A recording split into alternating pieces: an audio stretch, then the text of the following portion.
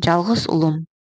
Ауыл шетіндегі ұзын жолға қарап күні бойы ерлі-берлі жүретін Асылбек қария өткен кеткенден бүгін қай күн демалыс емес пе деп жиі сұрайды. Таяғына сүйеніп тұрып шетсіз-шексіз далаға қарап, о дүние-ай деп ауыр күрсінеді. Кеше ғана кімсің, Асылбаймын деп кеудесін жоғары ұстап бір әулеттің бас көтерер азаматы Асылбай еді. Өмірдің біраз қызығы мен қиындығына да қатар көрді. Сонау бір жылдары әке-шешесімен бірге асуда асу бел асып, Қытайға да шұбырап өтіп кетпеді ме? Я, барын қазір еске алып керегі не? Ең бастысы қарілік келгенде қаладағы жалғыз тұяғының хабарсыз қалғанына қапаланып, бір келіп қалады ма деп жолына қарап жүргеніне көп болды. Қары қойдың жасындай жасым қалды. Алдында төрімден көрім жақын қу жалғызбен немеремнің көкірегіме басып тұрып, бір көрсем деп армандайды. Ей балам, әкеңдің көңіл күйін сезіп, бір келіп кетсең болар еді деп Асылбай қарттың кейде балаша соқылдап жылайтыны да бар. Жыламай қайтсын.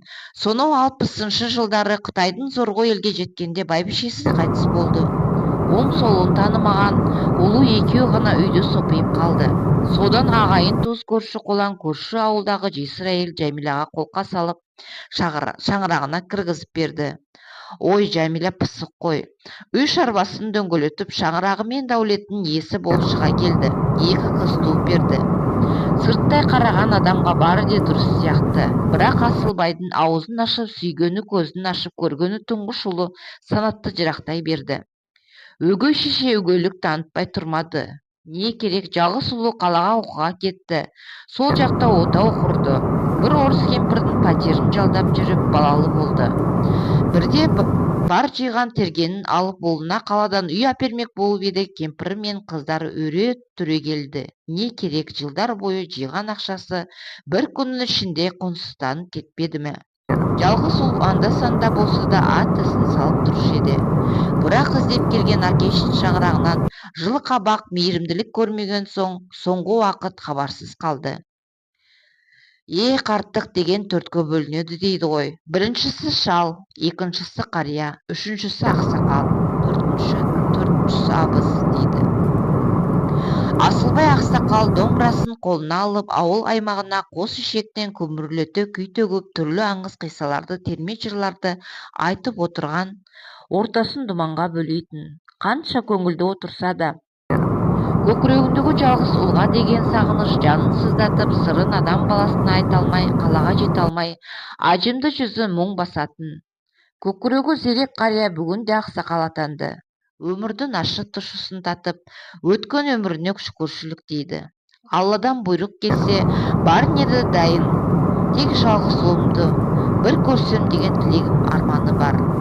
Әкенің күндіз күлкі, түнде ұйқы көрмей жүдеп жүрген көңілін әсере ме? Қаладағы жалғыз ұлы Санат та соңғы уақыт әкесін жиі түсінде көріп масазданып жүреді. Бір күні колледжге оқитын жалғыз ұлы Айбат сенбі күні сабақтан ертерек келіп, көке, қолыңыз бос болса ауылға атама барып қайтайық дегенде қуанып кетті.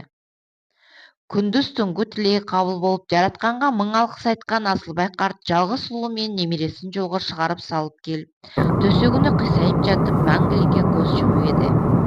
Қалаға жақындай бергенде жүрегі әлде нені сезді ме, сабырсызданған Санат жалғыз ұлы Айбатты құшағына алып, жалғыз ұлым, менің әкемдің ұрпағы, сен аман болшы деп маңдайынан сүйді. Мына 5 күндік тіршілікте әке мен баланың татулығына, ағайын туғандың сыйластығына жетер не бар дейсің? Санат көптен көрмеген әкесіне деген сағынышының басылмағанын енді сезгендей, өзегін өксік қарық жалғыз ұлын бауырына басып, жалғыз ұлым дей берді. Құрметті көрермендер, өздеріңіз көріп жатқандай каналымыздың 80%-ін каналымызға тіркелмей көреді екен.